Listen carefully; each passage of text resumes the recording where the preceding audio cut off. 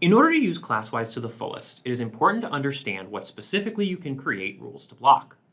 In this video, we will review signatures, categories, and apps, three important concepts to understand when creating rules for your class.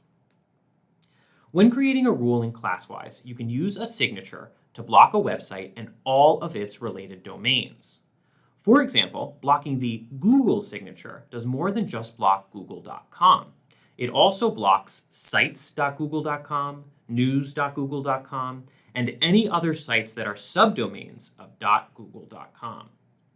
Often, if you are trying to block a well-known website, it is good practice to block the signature of that website rather than the actual website URL. Another way to manage student access is through categories, which are groups of similar websites. For example, if you want to keep students from listening to music in class, you should block the music and audio category, which will block Spotify, Amazon Music, YouTube Music, and other music streaming websites. One note, a category is only going to block known websites, and there is a chance a newer or more obscure website might not be covered by the category.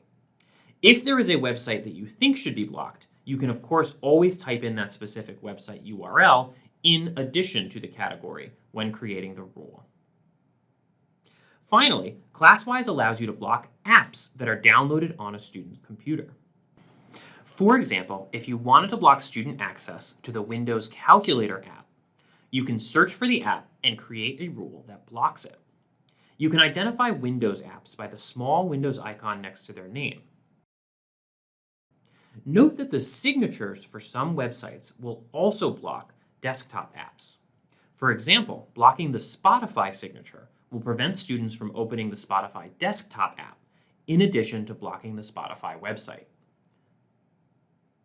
Now that we have covered signatures, categories, and apps, let us look at a couple of classroom situations and how to best approach them using ClassWise. Scenario 1. Students are watching off-topic YouTube videos in class. The best way to handle this scenario is to create a rule blocking the YouTube signature.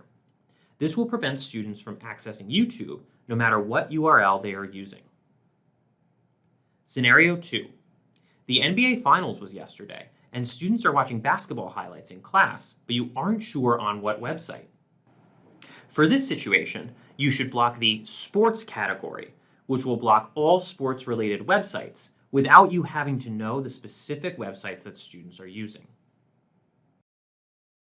Scenario 3. You have one student who, no matter what the activity, opens up Microsoft Paint and starts to doodle. A solution for this issue would be to block the Paint app for that one student. And that is it. Hopefully this was a helpful introduction to signatures, categories, and apps on ClassWise, but if you have any questions about anything we've covered here, or about anything related to ClassWise, please put in a ticket at the service desk.